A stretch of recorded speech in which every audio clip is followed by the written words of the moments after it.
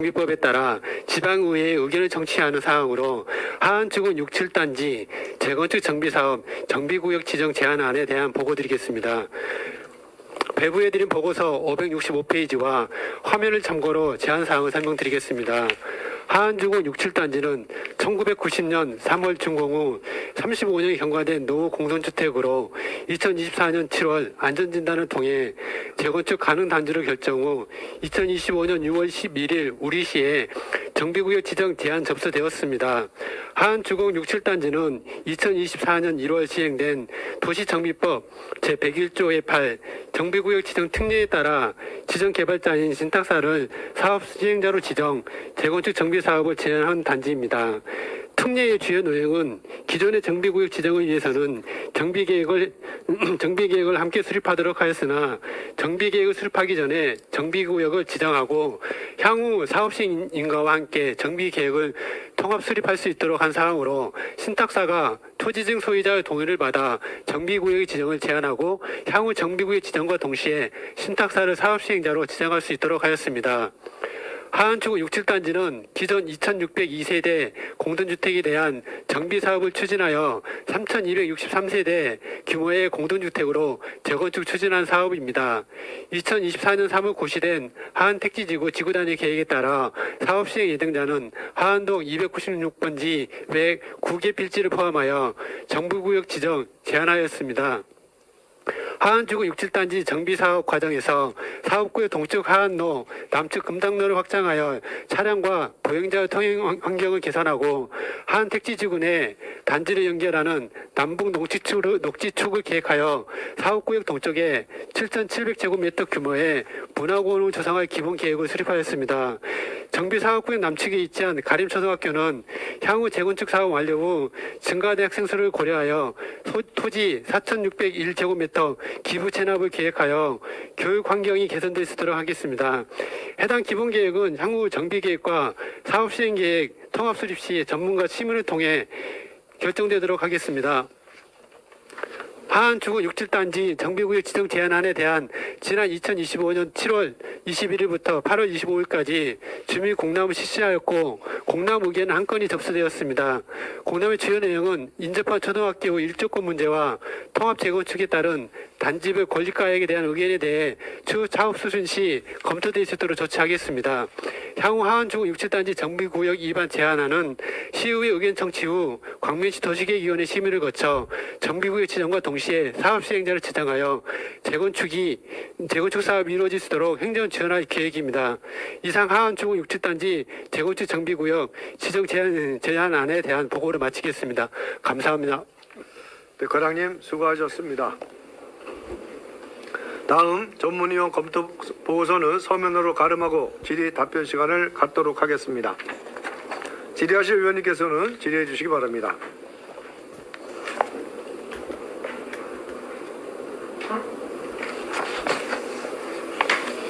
질의하실 의원님 안 계십니까? 네, 과장님, 제가 좀 질의 좀 드리겠습니다. 지금 저 하안동 일대가 지금 거의 건축한 지가 한 35년 됐죠? 네, 맞습니다. 네, 그러다 보니까 이제 여러 지금 6, 7단지뿐만 아니라 다른 아파트들도 지금 의결 정치를 대기하고 기다리고 있는데 지금 여기 그 기반 시설 결정도 안을 보니까 학교가 이게 부지가 2개가 있는 건가요 지금? 6, 7단지에 말씀하시는 겁니까? 기존 학교를 이렇게 부지를 증축하는 확장하는 상황이 되겠습니다. 그래요? 지금 저 가림중학교가 하나가 있나요? 6, 7단지에는 지금?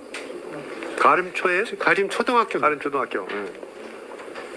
근데 이제 요즘은 아파트 단지 내에 네. 이렇게 초등학교하고 중학교하고 이 같이 있는 아파트가 아주 좋은 아파트라고 하더라고요.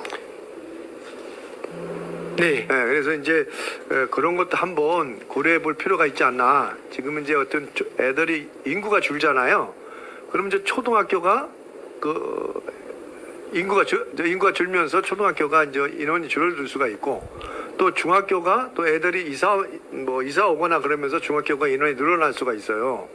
그러면서 그런 걸 고려해서 어느 아파트 요즘 아파트 질 때는 초등학교, 중학교를 같이 이렇게 신설을 해서 네, 예. 비율적으로다 탄력적으로 운영을 한다고 하더라고요. 그런 거 다- 들어보셨나요? 네, 다행스럽게 6, 7단지 앞에는 단지 내는 가림초등학교가 있고요. 네. 건너편에는 중학교가 8단지 중학교가 있어서요. 좀 대체될 수 있을 거라고 생각되고 있습니다. 그 이제 제가 얘기하는 거는 이제 중학교, 초등학교를 따로따로 이렇게 하는 게 아니라 네. 이걸 초중학교를 같이 이렇게 하는 겁니다. 그래서 비율적으로 탄력적으로 왔다 갔다 하면서 조정을 하는 거지. 그런 아파트가 있다고 하더라고요. 네, 예.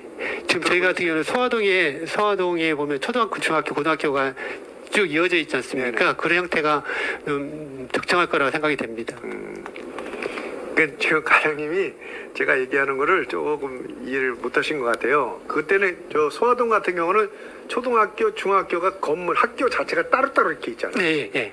따로따로 이렇게 하면 초등학교가 만약에 애들 출산이 줄어들면 초등학교 인구가 줄 거 아닙니까? 아, 예. 그러면 학교 그 교실이 나무 돌아간다는 건 쉽게 말해서.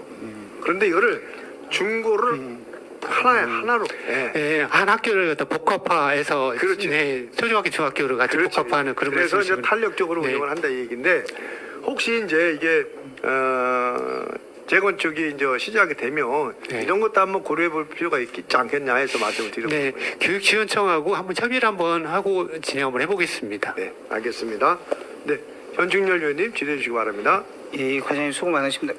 방금 설윤서 위원장님 얘기하신 것 중에 하나가 그 뭐 초등학교 중하고 이제 같이 통합해서 세우는 것들 아마 이게 그 이 재건축 재개발에는 아마 쉽진 않을 거고요. 기존에 어쨌든 지금 저희가 지구단위 계획도를 봐도 학교 부지나 나머지 상업 부지들은 저희가 대상지가 아니잖아요. 그래서 저희가 아마 관할 구역이 아닐 거고 아마 그런 특지 개발이나 해서 아마 학원지구 같은 경우는 제가 알기로는 아마 초중이 같이 이제 통합해서 설치하는 걸로 알고 있거든요. 네.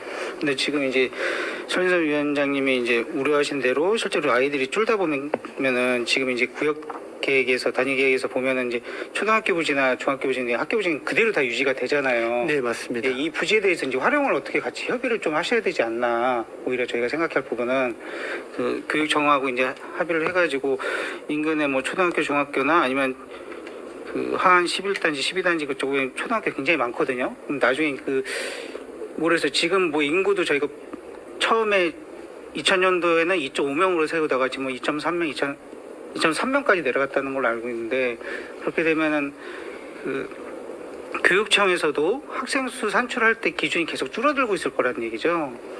그러면 저희가 이제 계획된 세대수 대비 향후에 예측되는 학생 수를 먼저 같이 검토를 해서 초등학교나 이쪽에 있는 중학교도 재건축 또는 재개발할 수 있는 계획을 우리 그 교육청하고 같이 논의를 하시는 게 지금의 시점에서 한 번쯤 필요하지 않을까라는 생각이 들거든요.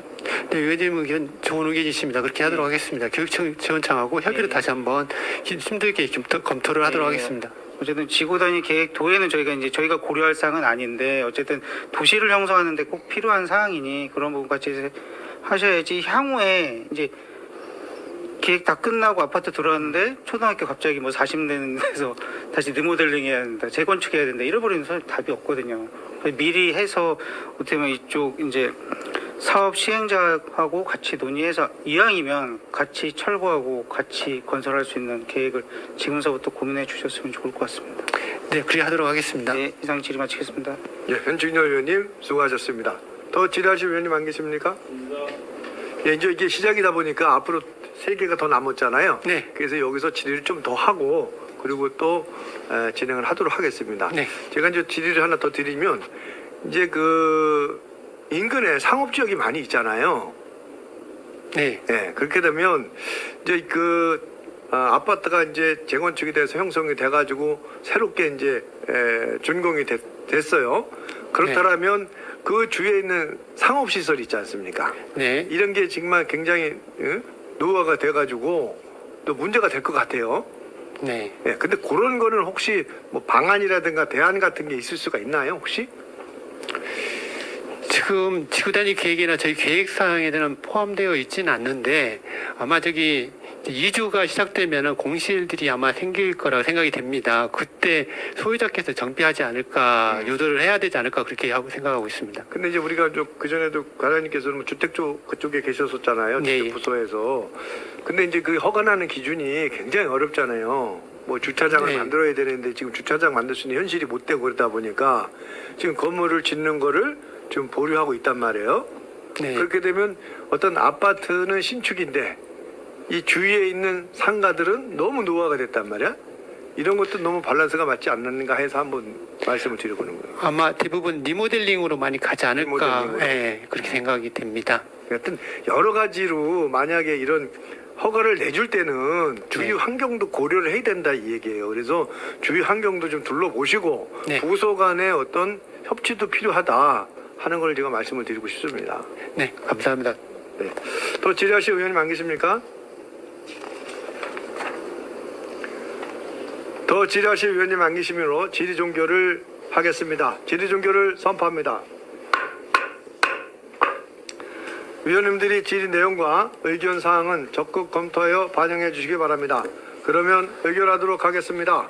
의사일정 제30항 하안주공 67단지 재건축 정비사업 정비구역 지정안 의견 청취하는 원안과 같이 채택하고자 하는데 여러 위원님들 이의 없습니까?